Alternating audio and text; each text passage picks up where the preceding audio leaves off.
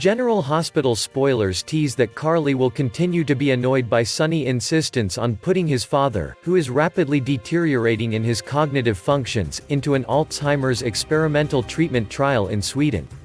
That would be Sonny's mistake. Mike could be dead. Carly isn't the only one who has tried to talk sense into Sonny about such a drastic step in Mike treatment being too hard on him. Turning Wood's memory care advised Sonny not to even bring his elderly father on any more home trips to the Corinthos compound because it was so confusing to him. And he wants to take him to Sweden, where no one speaks his language. They likely have to go through several airports on layovers, and there's at least a 6-hour time difference. Jason tried to tell him it wasn't in Mike's best interests, and Gladys Corbin couldn't stop talking about her friend Dot, who had Alzheimer's and wanted to die with dignity and instead had a feeding tube inserted at the request of her family, and according to Gladys, suffered a long, painful death.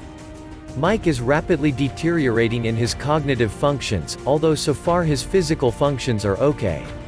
But as anyone who has walked through the heartbreaking Alzheimer's journey with a loved one knows, the physical functions go next because the parts of the brain that control them die, for all intents and purposes.